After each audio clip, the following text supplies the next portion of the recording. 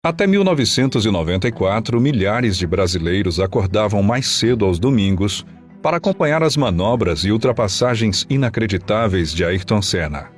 Ao som clássico das vitórias, os telespectadores torciam pelo piloto, como nas finais de Copa do Mundo.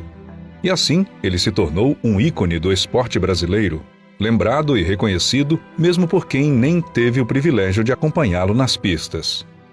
Mas o que fez de Ayrton Senna um ídolo nacional? Como foi a sua vida? No vídeo de hoje vamos relembrar a história deste fenômeno do automobilismo e seu legado dentro e fora das pistas.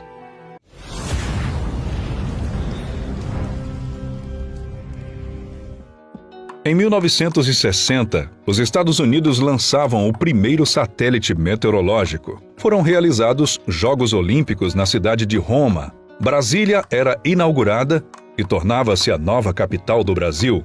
E em São Paulo, no dia 21 de março deste mesmo ano, nascia uma estrela, que se tornaria um dos maiores ídolos já vistos no Brasil. Filho de Milton Teodoro Guirado da Silva e de Neide Senna, aos 4 anos, Ayrton Senna já demonstrava os passos que queria seguir quando apresentava habilidades surpreendentes com o kart construído pelo pai. Foi aos 13 anos que participou de sua primeira corrida de kart em Campinas, liderando boa parte da competição e chamando a atenção de quem acompanhava. Seu primeiro título veio aos 14 anos no Campeonato Paulista em 1974. Mas, em suas palavras, na adversidade, alguns desistem, enquanto outros batem recordes. O jovem piloto tinha no sangue foco e determinação para se superar cada vez mais e vencer. Por falar em superação, foi nesse período que, em determinada corrida, apresentou um mau desempenho em pista molhada. Isso foi um combustível para que se dedicasse nos treinos em pistas com essas condições, o que mais tarde fez com que fosse imbatível quando se tratava de pista e chuva. Seu talento e dedicação logo o levaram a ir além.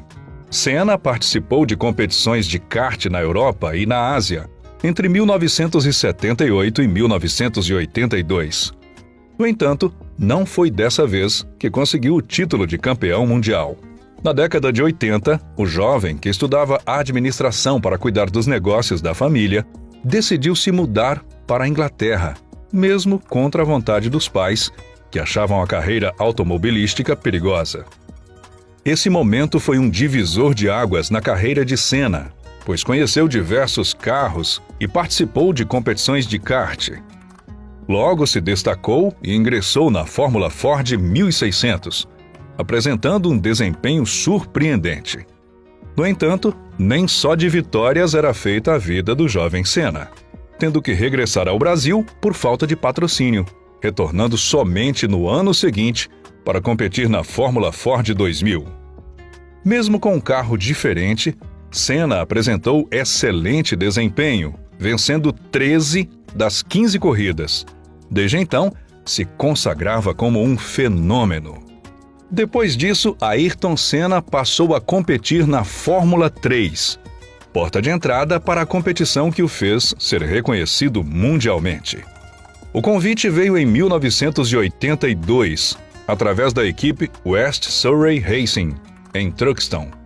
Como esperado, venceu a maioria das corridas e foi campeão. Assim, logo foi chamado a testar carros de Fórmula 1. O primeiro deles foi o da equipe Williams, deixando um recorde na pista.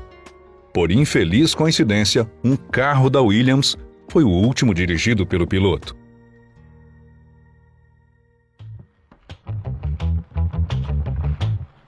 Em 1984, Senna dava seus primeiros passos na Fórmula 1 e a Toleman foi a sua primeira equipe. Dentre os inúmeros momentos marcantes, podemos destacar a competição de Mônaco, em que o piloto largou em 13º lugar por problemas mecânicos. Com uma recuperação rápida e surpreendente, o piloto brasileiro ultrapassava pilotos renomados como Niki Lauda e ameaçava a liderança de um de seus grandes oponentes, Alain Prost. No ano seguinte, passou a defender a Lotus, conquistando a sua primeira vitória na Fórmula 1 no GP de Portugal. Mas foi a partir de 1988, na equipe McLaren, ao lado de Alain Prost, que o brasileiro conquistou seu primeiro título, consagrando seu nome como o melhor piloto do mundo. Em 1989, a história foi diferente. A rivalidade entre Senna e Prost crescia cada vez mais. Embora defendendo a mesma equipe, queriam não apenas vencer, mas vencer também um ao outro. A competição no Grande Prêmio do Japão foi marcada pelo choque dos carros dos dois pilotos. O francês precisou deixar a corrida. Já Senna voltou à pista a tempo, mas o esforço não foi recompensado, sendo desclassificado por ter recebido ajuda dos fiscais que empurraram o seu carro na retomada. Mas isso não tirou seu foco, pois vencer é o que importa, o resto é consequência. Foi em 1990, o ano que fez Senna receber o título de bicampeão ainda na equipe McLaren, dessa vez com o seu rival Prost pilotando para a Ferrari. Na disputa, novamente no Japão, os dois pilotos se chocaram, mas ainda assim o resultado levou o brasileiro ao primeiro lugar. Em 1991, Senna se consagrou tricampeão da Fórmula 1. Foi o primeiro em todas as 4 primeiras corridas, entre elas o Grande Prêmio do Brasil, disputado no circuito de Interlagos. O piloto encerrou sua história na McLaren no ano de 1993, quando foi vice-campeão. Assim, a cada vitória, Senna elevava a autoestima de um povo que sofria com a instabilidade econômica, a desigualdade e as incertezas políticas do país. Nem o futebol brasileiro da época dava tanta alegria, pois passava por uma fase de poucas glórias.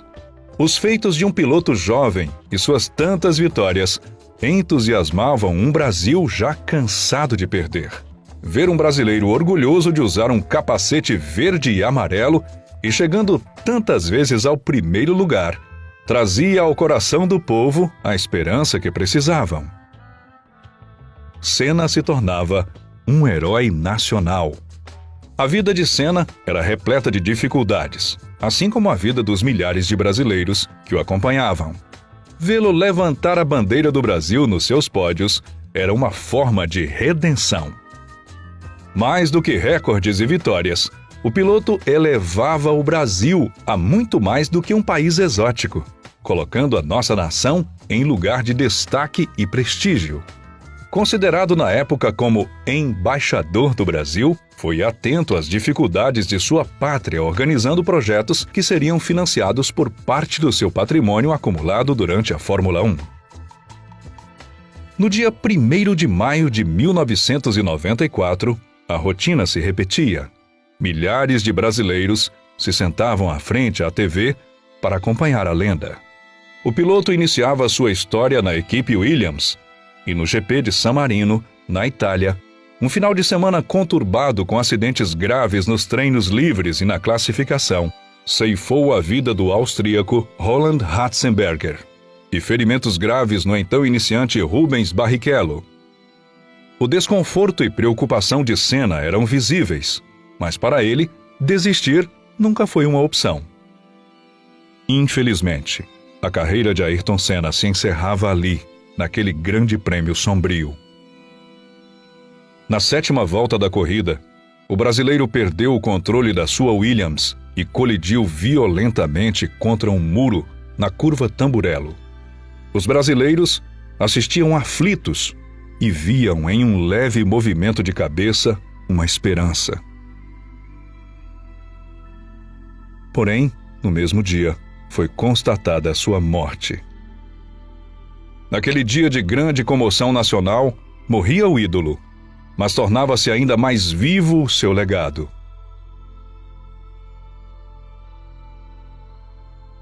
Um jovem obstinado que superou as limitações do seu primeiro carro e se tornou o primeiro do Brasil. E até hoje, influencia quem nem teve a oportunidade de assistir às suas vitórias. Sua trajetória repleta de dificuldades e superação é realmente curiosa, impressionante e inspiradora.